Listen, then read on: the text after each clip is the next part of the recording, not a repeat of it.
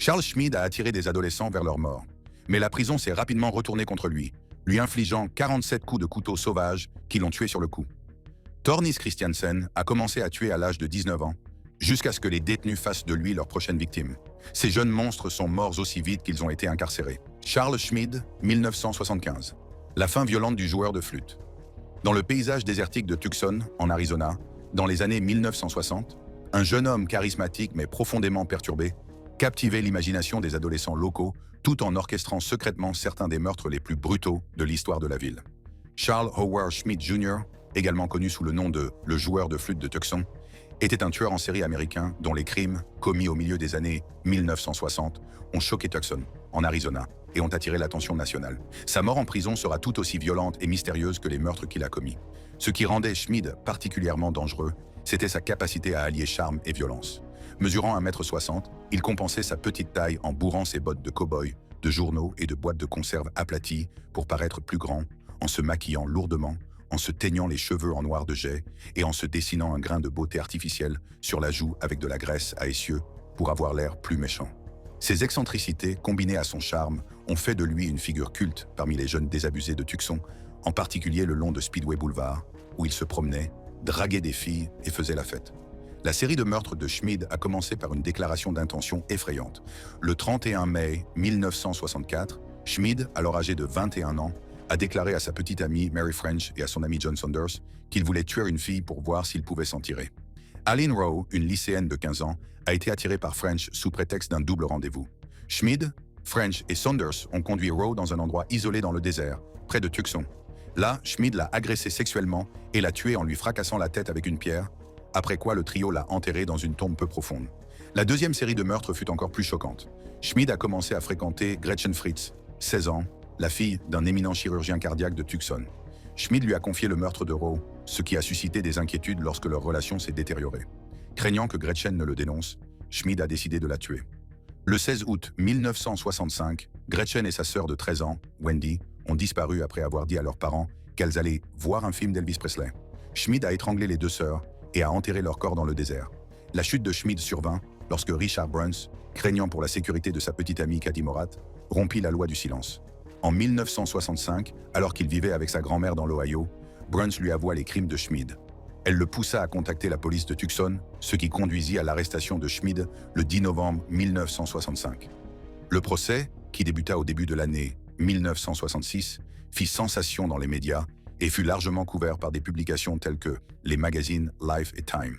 Schmid plaida coupable à mi-parcours du procès pour le meurtre de Rowe et fut condamné à une peine de 50 ans à perpétuité. Schmid fut reconnu coupable des meurtres de Gretchen et Wendy Fritz et condamné à mort en mars 1966. Après sa condamnation, Schmid fut incarcéré à la prison d'État de l'Arizona, à Florence. En 1971, l'Arizona abolit temporairement la peine de mort, commuant la peine de Schmid en prison à vie. Mais Schmid ne se contenta pas de purger sa peine tranquillement. Le 11 novembre 1972, Schmid et un autre détenu, Raymond Hudgens, s'échappèrent de la prison d'État de l'Arizona, prenant 4 otages. Schmid a été repris quelques jours plus tard, après avoir été repéré dans une gare de triage par un ancien camarade de lycée, Bill Lanier, malgré la perruque blonde qu'il portait pour se déguiser. La fin fut marquée par une violence choquante. Le 20 mars 1975, Schmid a été agressé dans son dortoir à la prison d'État de l'Arizona par 2 codétenus, Jimmy Ferra et Dennis Eversole. Il a été poignardé 47 reprises, subissant de graves blessures, notamment la perte d'un œil et des lésions aux reins et aux poumons. Malgré les efforts médicaux, notamment une trachéotomie et un traitement à l'hôpital du comté de Maricopa, Schmid a développé une infection sanguine et une insuffisance rénale et est décédé le 30 mars 1975, à l'âge de 32 ans. Les motifs du meurtre de Schmid font toujours l'objet de débats, plusieurs théories ayant été avancées. Diane Schmid, l'ex-femme de Charles, et son co-auteur Marshall Terrill ont émis l'hypothèse dans leur livre publié en 2025 que le meurtre était un contrat mafieux commandité par Joseph Bonanno, un parrain italo-américain à la retraite vivant à Tucson. Ils ont suggéré que le docteur James Fritz, père de Gretchen et Wendy Fritz, qui était le chirurgien cardiaque de Bonanno, aurait pu organiser le meurtre en représailles au meurtre de ses filles. Cependant, la famille Fritz a nié toute affiliation à la mafia, affirmant que James Fritz n'avait qu'une relation professionnelle avec Bonanno en tant que médecin. D'autres théories suggèrent que la mort de Schmid résulte de la dynamique carcérale, certaines sources indiquant qu'il a été agressé après avoir refusé de participer à un autre plan d'évasion, entrant ainsi en conflit avec Ferra et Eversole.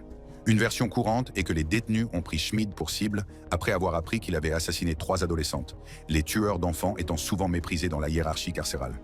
La mort choquante de Schmid en prison a soulevé d'innombrables questions, mais notre prochaine histoire allait déclencher un tollé international avant même que l'exécution n'ait lieu. Napoleon Beasley, 2002, le jeune homme de 17 ans qui a suscité l'indignation internationale. Au cœur du Texas, où la peine de mort était considérée comme la justice ultime, un adolescent nommé Napoleon Beasley a commis un acte qui lui a finalement coûté la vie 8 ans plus tard, mais pas avant d'avoir suscité un débat international sur la justice pour mineurs et la nature de la rédemption.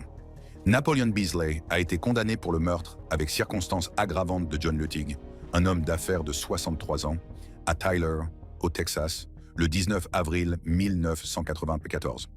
Beasley, alors âgé de 17 ans, a commis ce crime lors d'une tentative de vol de voiture avec 2 complices, Cedric et Donald Coleman. Dans la nuit du 19 avril 1994, Beasley, armé d'un pistolet de calibre 45 et d'un fusil à canoncier, a pris la voiture de sa mère et est allé chercher Cedric, 19 ans, et Donald Coleman, 18 ans. Le trio a pris pour cible John et Bobby Luttig, qui rentraient l'un chez eux après une étude biblique dans leur Mercedes-Benz. Beasley les a suivis jusqu'à leur domicile à Tyler, au Texas. Alors que les Luttig sortaient de leur véhicule dans leur garage, Beasley s'est approché et a tiré 2 fois dans la tête de John Luttig, le tuant sur le coup. Il a également tiré sur Bobby Luttig, mais l'a manqué. Elle a survécu en feignant d'être morte. Beasley a fouillé les poches de John Luttig à la recherche des clés de la voiture, a volé la Mercedes, mais l'a ensuite percuté contre un mur de soutènement et l'a abandonné. Une dénonciation anonyme a conduit à l'arrestation de Beasley et des frères Coleman. Cedric et Donald Coleman ont témoigné contre Beasley en échange d'un accord avec le procureur, recevant respectivement des peines de prison à vie, avec possibilité de libération conditionnelle après 40 ans, pour meurtre avec circonstances aggravantes, et 43,75 et 40 ans pour des accusations fédérales de vol de voiture. Beasley a été jugé en 1995 dans le comté de Smith, au Texas, et reconnu coupable de meurtre avec circonstances aggravantes. Le jury, composé exclusivement de blancs, l'a condamné à mort, sans se laisser émouvoir par les arguments invoquant son âge comme circonstance atténuante. Les procureurs ont souligné le caractère prémédité du crime, appuyé par le témoignage des frères Coleman, selon lequel Beasley avait exprimé le désir de « voir ce que ça fait de voir quelqu'un mourir », bien que les frères aient, par la suite, partiellement rétracté cette déclaration. Le 28 mai 2002, Beasley a été exécuté par injection létale à Huntsville, au Texas, à l'âge de 25 ans. Il est devenu la 11e personne au Texas et la 19e aux États-Unis à être exécutée pour un crime commis alors qu'elle était mineure depuis le rétablissement de la peine de mort en 1976. Dans sa dernière déclaration, Beasley a exprimé des remords, affirmant « L'acte que j'ai commis et qui m'a conduit ici n'était pas seulement odieux, il était insensé. Je suis désolé que ce soit quelque chose en moi qui ait causé tout cela. » Il a regardé Susan Luttig, la fille de la victime, présente lors de l'exécution, mais a refusé de faire une déclaration verbale lorsque le directeur de la prison le lui a demandé. Si l'affaire Beasley a suscité un débat sur la justice, la suivante a brisé les illusions sur la sécurité derrière les barreaux, même pour ceux qui ont du pouvoir et des privilèges. Richard Loeb, 1936. Quand le privilège rencontre la violence carcérale. Dans les annales du crime américain, peu d'affaires ont autant marqué l'imaginaire collectif que celle de Leopold et Loeb, surnommé le crime du siècle, en 1924. Alors que Nathan Leopold finit par recouvrer la liberté, son complice, Richard Loeb, connut une fin violente en prison qui choqua même ceux qui connaissaient ses crimes. Richard Loeb, 18 ans, et Nathan Leopold, 19 ans, 2 adolescents riches et intellectuellement doués du quartier aisé de Kenwood à Chicago, ont commis un crime odieux, l'enlèvement et le meurtre de Bobby Franks, 14 ans. Ce qui rend leur crime si effrayant, ce n'est pas le désespoir ou la passion, mais une froide arrogance intellectuelle. Leur mobile n'était pas l'appât du gain ou une vendetta personnelle, mais plutôt un exercice intellectuel visant à commettre le crime parfait et à prouver leur supériorité perçue, influencée par le concept de Friedrich Nietzsche de l'Übermensch, surhomme, que Léopold interprétait comme les plaçant au-dessus de la morale conventionnelle. Le duo a passé 7 mois à planifier méticuleusement le crime, notamment en sélectionnant une victime, en élaborant un plan de rançon pour dissimuler leur mobile et en choisissant une méthode de meurtre qui impliquerait les deux de manière égale. Le 21 mai 1924, ils ont attiré Bobby Franks, cousin germain et voisin de Loeb, dans une voiture de location sous prétexte de discuter d'une raquette de tennis. Franks a été frappé à la tête avec un ciseau, probablement par Loeb, bien que chacun ait accusé l'autre d'avoir porté le coup fatal, puis étouffé.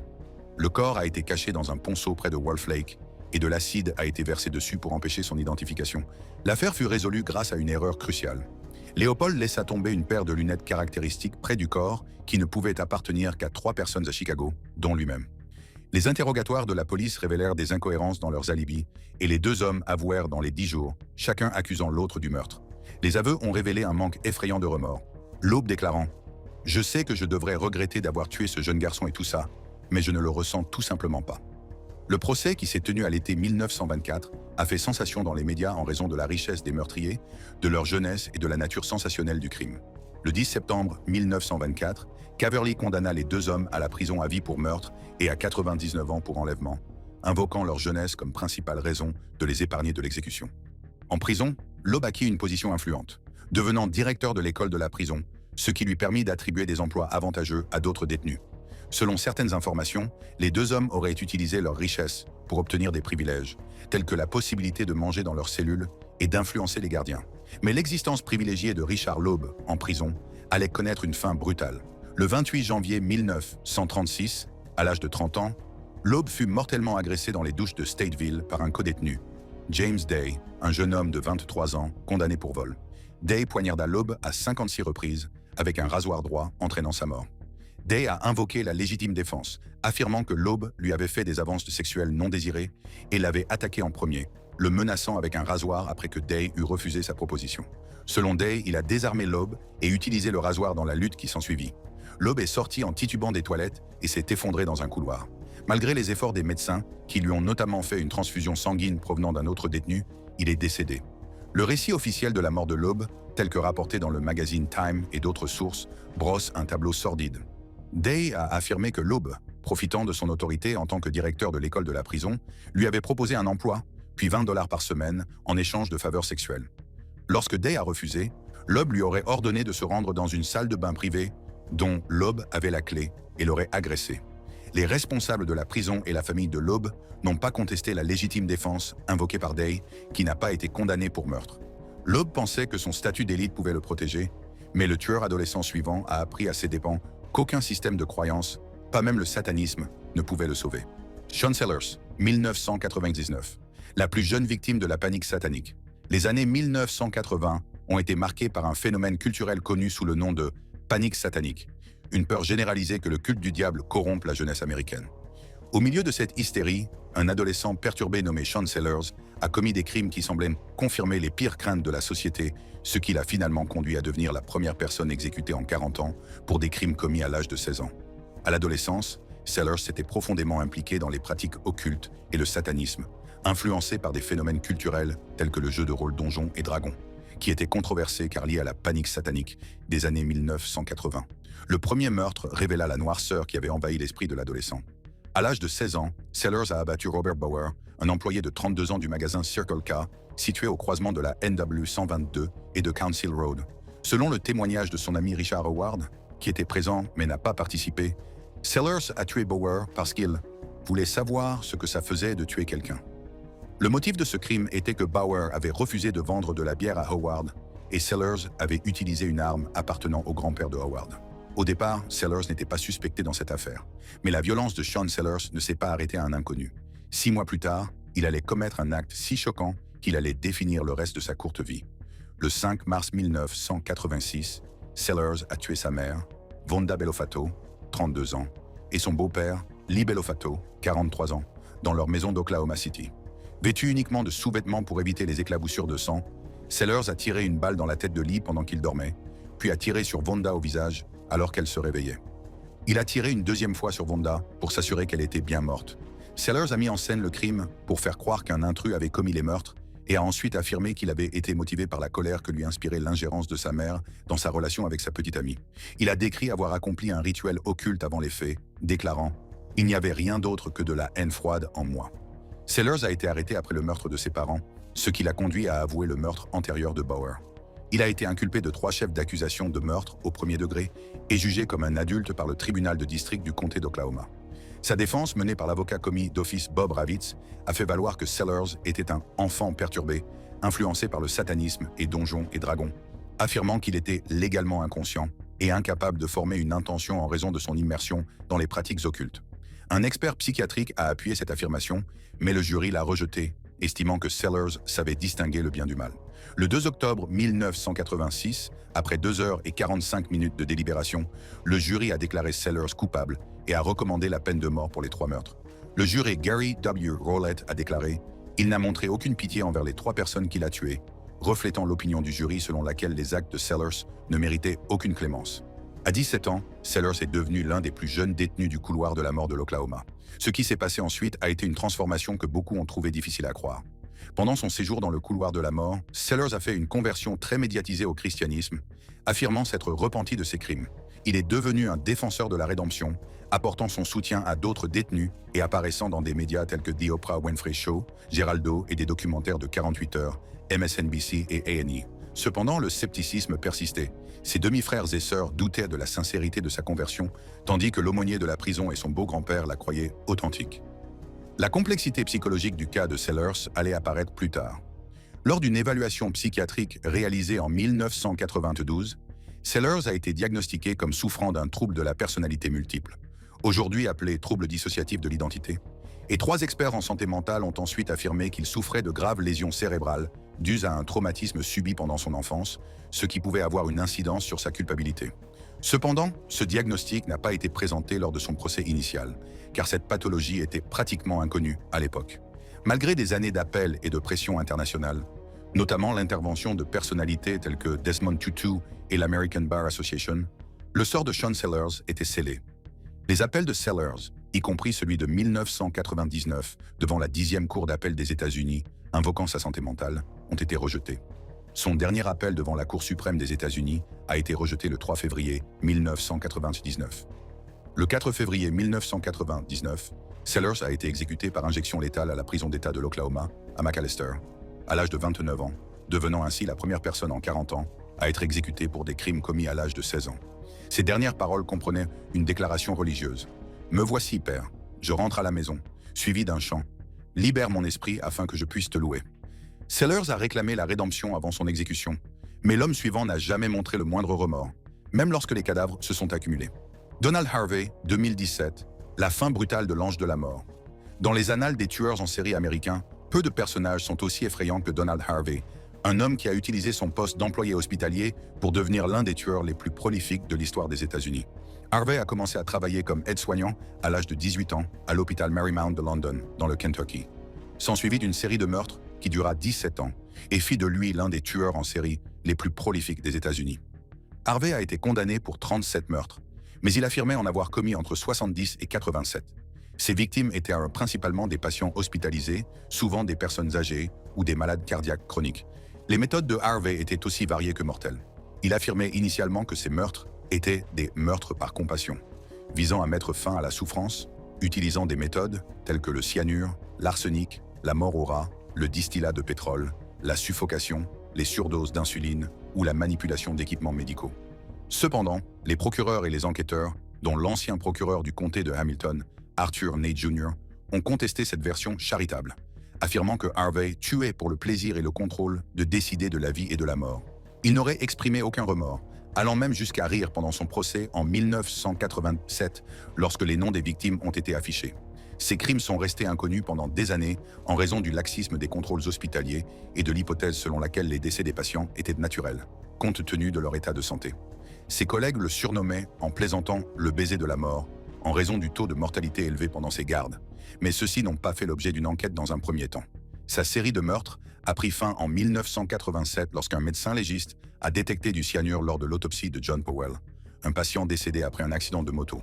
Harvey a avoué ce meurtre et d'autres après avoir échoué au test du polygraphe et a finalement plaidé coupable de 37 meurtres dans l'Ohio et le Kentucky afin d'échapper à la peine de mort. Il a été condamné à 28 peines d'emprisonnement à perpétuité consécutive, avec une possibilité de libération conditionnelle seulement en 2043, alors qu'il aurait 91 ans.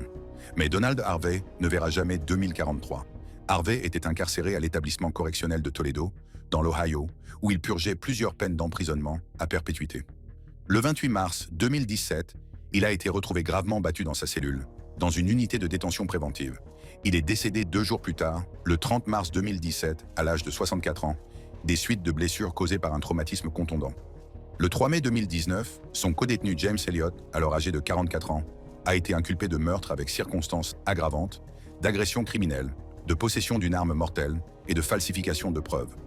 Elliott, qui purgeait une peine pour cambriolage, a plaidé coupable en septembre 2019 et a été condamné à une peine de 25 ans à perpétuité, qui a ensuite été ajusté pour être purgé simultanément avec ses peines existantes, ce qui lui permettra d'être libéré sur parole en 2046, à l'âge de 71 ans. Elliot aurait grandi près de parents des victimes de Harvey, dans le Kentucky, ce qui suggère un possible motif de vengeance, bien que les rapports officiels ne l'aient pas confirmé.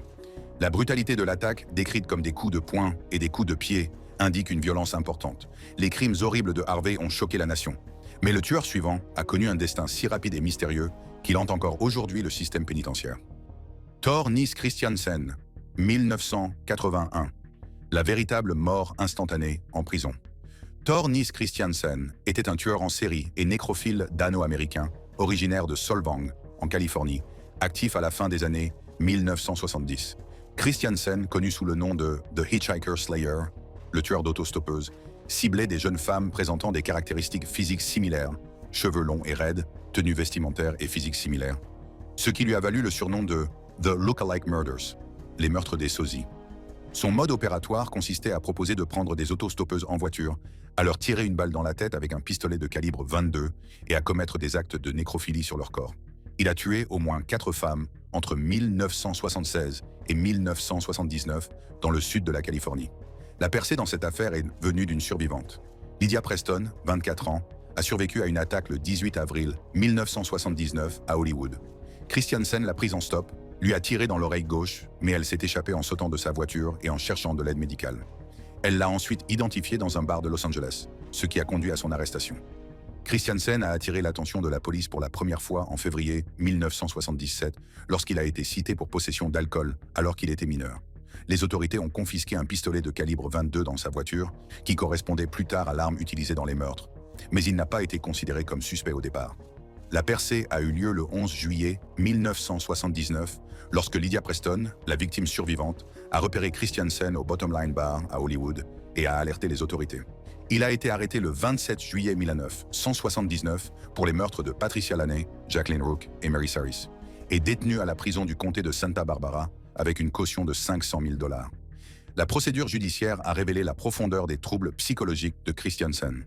En octobre 1979, il a plaidé non coupable des 3 chefs d'accusation de meurtre à Isla Vista. Le 26 décembre 1979, il a ajouté un plaidoyer de non-culpabilité pour cause d'aliénation mentale. Le 24 mars 1980, après un report, il a retiré son double plaidoyer, optant pour une défense fondée sur la responsabilité atténuée, invoquant une responsabilité mentale réduite en raison de problèmes psychologiques. Le 16 avril 1980, un jury l'a reconnu coupable de meurtre au premier degré et d'agression, rejetant la défense fondée sur la responsabilité atténuée après qu'un psychiatre eut témoigné que Christiansen avait fait preuve d'une planification provisoire dans ses crimes.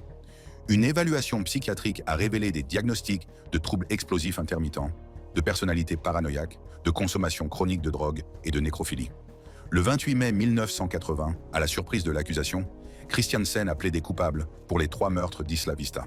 Le 18 juin 1980, il a été condamné à la prison à vie sans possibilité de libération conditionnelle pour les meurtres et à 9 ans supplémentaires pour la tentative de meurtre de Lydia Preston. Le psychiatre James Westwick a averti que Christiansen, en raison de sa jeunesse, de son apparence et de son statut de tueur en série, serait vulnérable en prison, en particulier à la prison d'État de Folsom. Cet avertissement a été ignoré. La prophétie s'est réalisée avec une rapidité choquante. Le 30 mars 1981, 9 mois après le début de sa peine, Christiansen, âgé de 23 ans, a été mortellement poignardé une fois à la poitrine, alors qu'il se promenait dans la cour d'exercice de la prison d'État de Folsom, en Californie.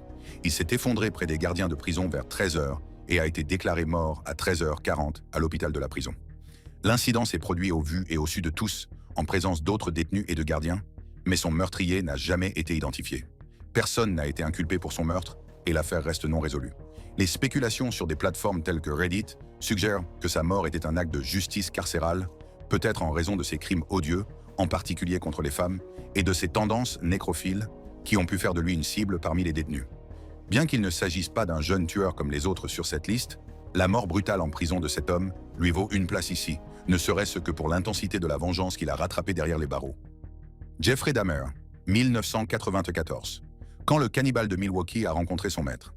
Peu de noms dans l'histoire criminelle évoquent la même horreur viscérale que Jeffrey Dahmer. Bien qu'il ne soit pas le plus jeune tueur de cette liste, ce qui lui est arrivé derrière les barreaux a été si soudain, si violent, qu'on aurait dit que les murs de la prison eux-mêmes avaient rendu leur verdict. Jeffrey Lionel Dahmer était un tueur en série et délinquant sexuel américain responsable du meurtre de 17 hommes et garçons entre 1978 et 1991. Ces crimes, commis principalement à Milwaukee, dans le Wisconsin, comprenaient des viols, des démembrements, de la nécrophilie et du cannibalisme. Mais ce maître de l'horreur allait lui-même devenir victime d'une violence brutale en prison. Les meurtres de Dahmer se sont étalés sur 13 ans, avec une fréquence et une dépravation croissantes. À 18 ans, Dahmer a attiré Stephen Hicks, également âgé de 18 ans, dans la maison familiale de Bath Township, dans l'Ohio, sous prétexte de boire un verre ensemble. Lorsque Hicks a tenté de partir, Dahmer l'a tué en le frappant avec un haltère, puis il a démembré et éliminé le corps, avant d'écraser et de disperser les os. Après une période d'inactivité relative, Dahmer a tué Stephen Tuomi en 1987 dans un hôtel de Milwaukee, affirmant ne se souvenir de rien en raison d'un trou de mémoire. De 1988 à 1991, il a assassiné 15 autres victimes, principalement dans son appartement situé au 924 North 25e Street, à Milwaukee. Ces victimes, pour la plupart de jeunes hommes de couleur, étaient attirées par des promesses d'argent ou de sexe, droguées, étranglées, puis soumises à la nécrophilie, au démembrement et au cannibalisme. Dahmer conservait des parties de corps, notamment des crânes et des organes génitaux, comme trophées. Un incident révèle les défaillances systémiques qui ont permis à Dahmer de continuer à commettre ces crimes. En mai 1991, Dahmer a attiré Conerak Sintasompphon, 14 ans, dans son appartement, où il l'a drogué et agressé. Sintasompphon s'est échappé, nu et désorienté, et a été repéré par des voisins qui ont appelé la police. Dahmer a convaincu les agents que Sintasompphon était son amant de 19 ans, ivre, et la police a ramené le garçon à l'appartement de Dahmer, où il a été tué quelques heures plus tard. L'arrestation de Dahmer fut accidentelle, provoquée par la fuite de sa 18e victime potentielle, Tracy Edwards. Edwards, attiré dans l'appartement de Dahmer par une offre d'argent, fut menotté et menacé avec un couteau. Il s'échappa et fit signe à la police, la conduisant à l'appartement de Dahmer. Les agents ont découvert des photos Polaroid de corps démembrés, des restes humains, notamment des têtes dans le réfrigérateur et un fût contenant des corps en décomposition, et des preuves de cannibalisme. Dahmer a été arrêté et a avoué 17 meurtres au cours de 60 heures d'interrogatoire, fournissant des aveux de 178 pages. Le procès de Dahmer a débuté en janvier 1992 à Milwaukee. Il a d'abord plaidé non coupable pour cause d'aliénation mentale, mais a ensuite changé sa plaidoirie pour coupable mais aliéné. Le procès s'est concentré sur sa santé mentale, les procureurs présentant des preuves médico-légales du FBI, notamment des profils ADN et des analyses de marques d'outils, confirmant la présence des restes de 11 victimes dans son appartement. Dahmer a été diagnostiqué comme souffrant d'un trouble de la personnalité borderline, d'un trouble de la personnalité schizotypique et d'un trouble psychotique, mais a été jugé légalement sain d'esprit. Le 17 février 1992, il a été reconnu coupable de 15 meurtres commis dans le Wisconsin et condamné à 15 peines d'emprisonnement à perpétuité consécutive, 957 ans. Dahmer a été incarcéré à la Columbia Correctional Institution, à Portage, dans le Wisconsin. En raison de sa notoriété, il a d'abord été isolé pour des raisons de sécurité, mais a ensuite rejoint la population générale à sa demande.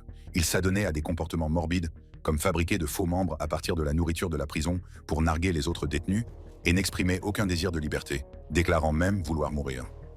La fin est survenue avec une violence choquante lors d'une matinée apparemment ordinaire.